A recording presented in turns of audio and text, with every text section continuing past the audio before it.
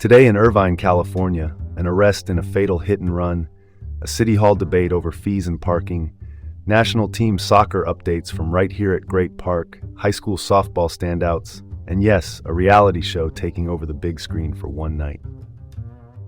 I'm Dean Bark. Welcome to the City Report with Dean Bark in Irvine. Let's get down to business.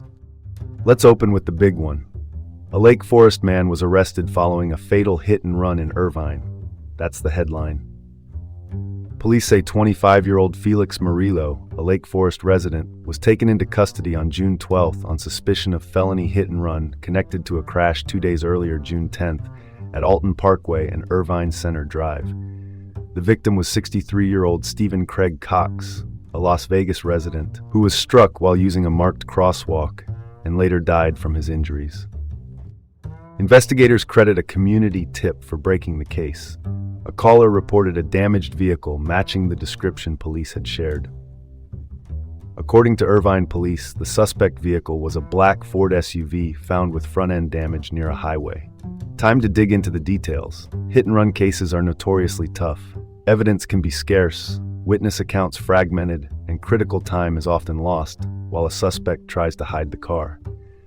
In this instance, neighbors paying attention made the difference. If your SUV returns with obvious front-end damage, people notice. The investigation remains active. No room for sugarcoating here. A pedestrian lost his life at a crosswalk most of us drive by without a second thought. My take is simple and brief. Community vigilance is vital in cases like this. Call it collective responsibility, meeting good police work. Moving on. Irvine is considering fee increases and cost-cutting measures to steady the city budget. City staff told the council that a projected deficit could swell to about $47 million by 2030. For context, the city overspent by roughly $6 million this fiscal year, though significant reserves are in place to cushion the short term. On the table, a 2.4% credit card processing fee for city services, plus paid parking at Great Park. For anyone new to the area, Great Park is the city-run sports and recreation hub. Ball fields, arenas, the big orange balloon, you know the place. A hiring freeze is also being weighed, along with delaying replacement of city vehicles to save cash. Councilmember James Mai is pushing back on fee hikes and says the city should focus on controlling workforce costs. Councilmember Mike Carroll floated a sticker shock idea, a $40 parking fee at Great Park for out-of-town visitors. Well, that's one way to look at it. $40 to park might make rideshare look like a bargain. The council will keep debating before finalizing the 2026 to 2027 budget. What's the takeaway? Revenue patches help, but lasting stability comes from structural fixes. My view, focus on the long-term mechanics, not just quick cash at the gate. Let's pivot to the next story. The U.S. men's national soccer team is training in our backyard, and their captain in spirit, Christian Pulisic, is managing an injury. Pulisic, the star U.S. midfielder, was limited to individual work on June 15th at Great Park after getting knocked before and during the June 12th match against Paraguay. He exited at halftime. The U.S. still won 4-1 at Los Angeles Stadium. Next up is Australia and Seattle on June 19th. For context, the U.S. is in Group D of the 2026 World Cup. A win over Australia secures a berth in the round of 32. Australia just beat Turkey 2-0, so the stakes are clear. Injuries to linchpins like Pulisic affect rhythm, set-piece plans, and pressure on midfield partners like Tyler Adams, a U.S. midfielder known for control and coverage. Tape, ice, and rest, the unofficial trinity of tournament soccer. The word from camp is cautiously optimistic on Pulisic's availability.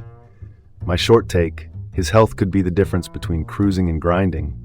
A quick recovery is a potential game changer. Shifting gears to high school softball, the All-Orange County team is out, and the honors are heavy. Haley Brock, a standout from Fullerton High School in North Orange County, is Player of the Year, hitting .512 with 10 doubles, 7 homers, and 41 runs batted in across 28 games, plus leadership that steadied the dugout. Let's cut to the chase. Hitting over .500 tends to win arguments. On the mound, JSerra's Liliana Escobar is Pitcher of the Year for the second straight season, leading the Lions to their first ever CIF Southern Section title. For anyone new, that's the regional high school governing body for athletics, and a banner there means you outlasted the best. Credit also to Coach Katie Stith of J. Sarah, 8 years at the helm, recognized for guiding the program to its breakthrough championship. That's the story right there: talent, discipline, and a bench that believes. My view, recognizing young athletes matters. It signals to the next wave that excellence is noticed and nurtured. And now for something completely different. Love Island USA is jumping from living rooms to the silver screen for one night. The mid-season Casa Amor episode lands in select theaters across Southern California, including Orange County, on June 22nd. Quick explainer: Casa Amor is the twist where half the cast moves into a second villa with new arrivals. It's the ultimate stress test for show relationships.